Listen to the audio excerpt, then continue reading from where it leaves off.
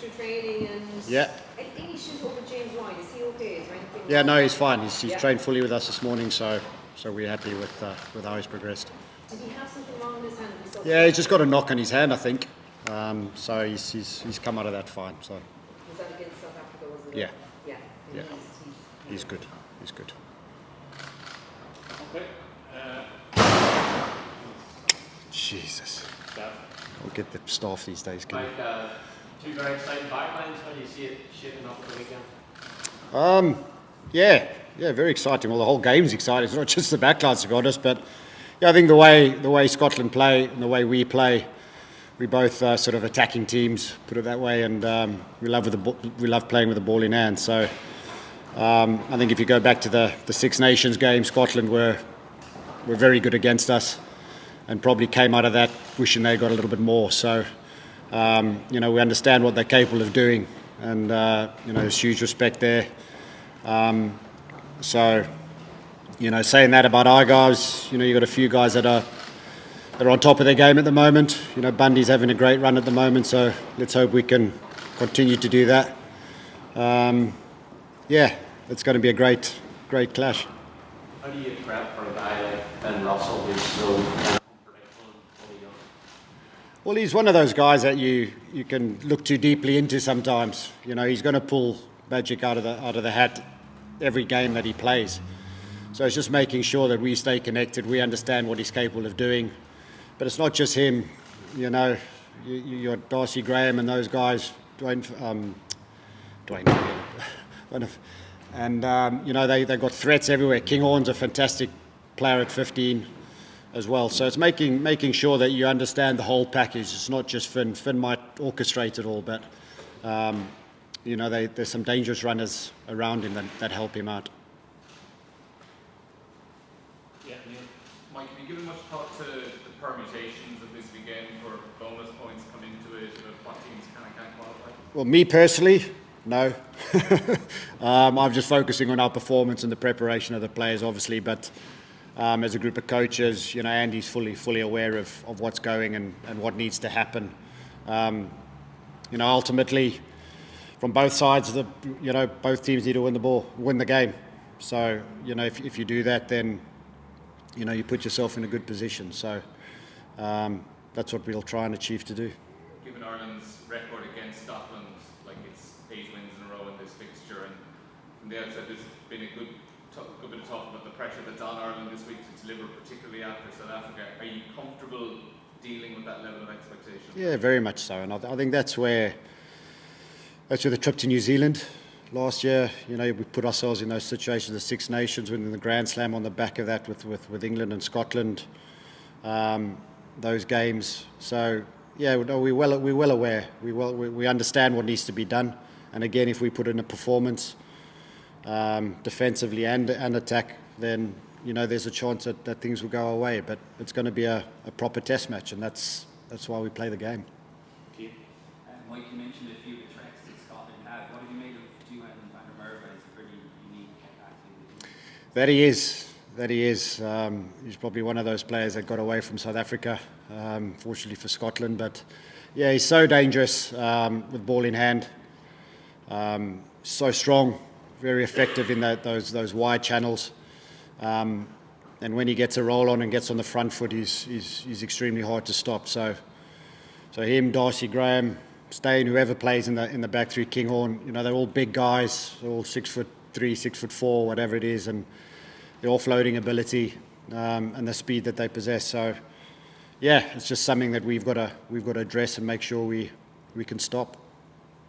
You mentioned they had 8 wins in a row against Scotland. What does that give these Irish players? Is there belief, confidence that comes out of that? No, I don't think it gives them any. It's not about being 8. It's the next game that they're pulling on an Irish shirt that we need to go and put a performance that the nation's going to be proud of, but how we're going to be proud of too.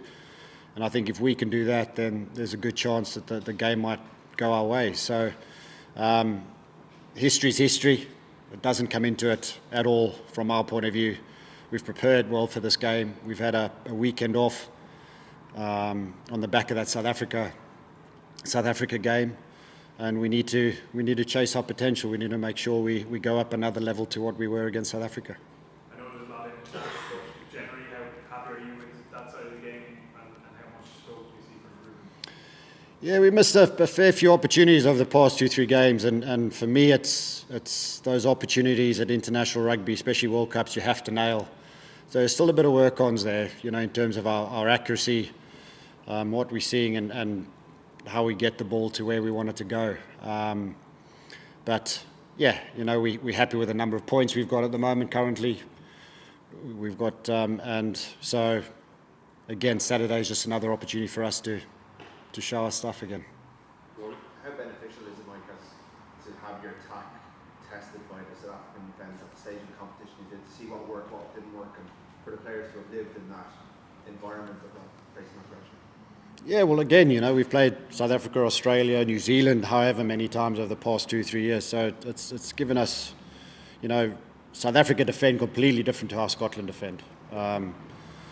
Scotland want a lot of time in tackle, and they're very strong in that sort of area.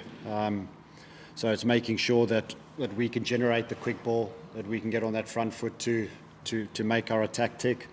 But it's going to come down to crucial moments in the game. And Scotland are well capable of stopping us, and we're all well aware of that. So we need to make sure that we do things and do it our way, and have that confidence and belief that if we do get it right, things will fall right for us. There's a bit of a mad conspiracy theory here in the rounds, and Jackie never actually took it at face value yesterday. You and Scotland might concoct a Celtic conspiracy to knock out South Africa. Oh dear, yeah. Well, I don't know what to say about that, to be honest. But anyway, yeah. I think he was asked the question, wasn't he? He didn't actually say it. It was match fixing, did he? He actually, yeah. But that's yeah. But he was asked the question about match. Is that match fixing? No, he was asked. Or is he worried about it? And he yeah. said that would be match fixing. But I presume you're right to win the Yeah. qualify with top. 100%. I mean, that stuff is just white noise in the background. That doesn't really. No, we're not going to go in cahoots with Scotland. Before the tournament, were you prepared that Johnny might have to play in all four games? And as someone who did play later into their 30s yourself, how do you think he's placed to deal with demands going into the rest of the tournament? Well, I think it's actually worked in our favour, him being banned for three games, because he's had a proper pre-season, and his body's been able to maintain the intensity of those test matches.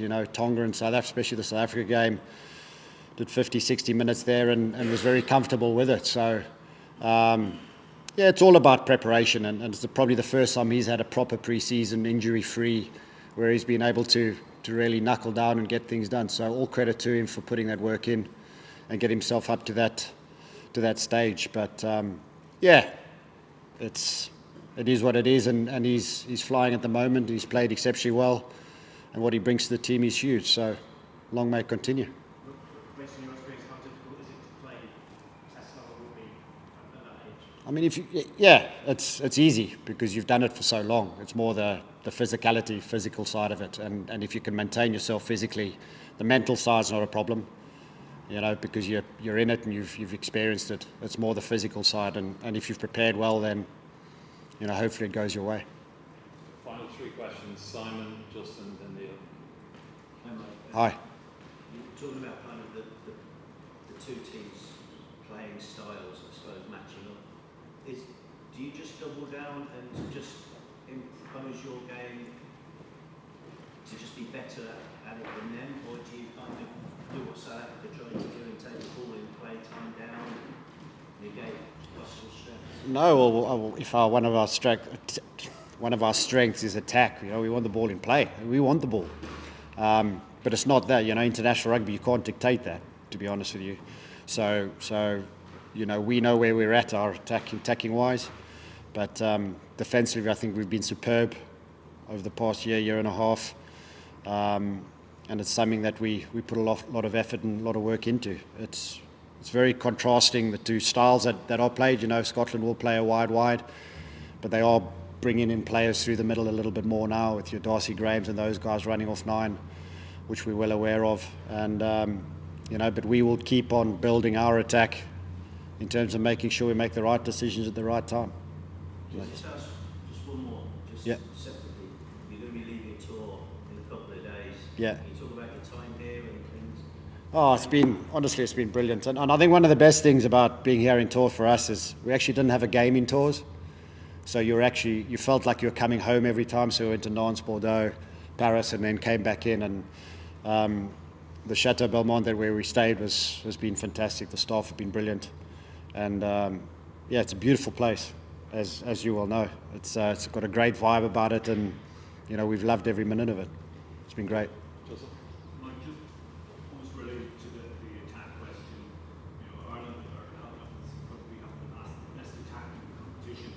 I suppose what the challenge lies there is building on that and how difficult that is constantly to improve it. So first question. Yeah, I think the thing is with attack, you've got so many different aspects of attack for it to go right. So whether it's attacking kicking game, whether it's your kicking game, whether it's your running game, whether it's your breakdown, whether it's your pass accuracy, all those things all come into it. So it's pretty complicated in terms of all of that. So we need to make sure that our breakdown is, and first and foremost, is where we want it to be, because again, if we generate quick ball like any other team, we will be very dangerous. So it's making sure we do that, we deal with that.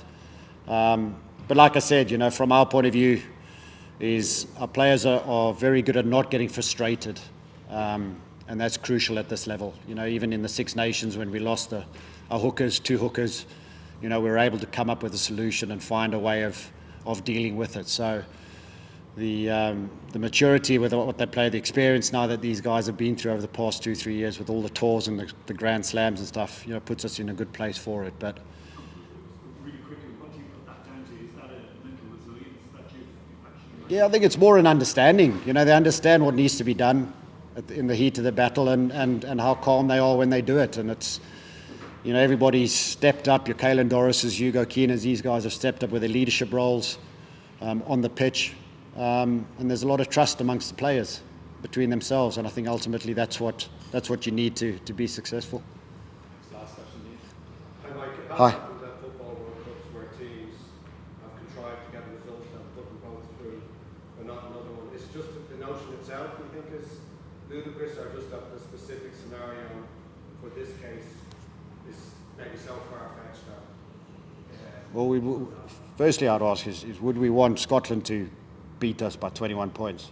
Sure. I mean, that's the first one. If you ask any player in this room, or even any of us, would you want Scotland to beat you by 21 points? Of course not. But in a scenario that becomes a possibility. No. Sorry, but... That's fine.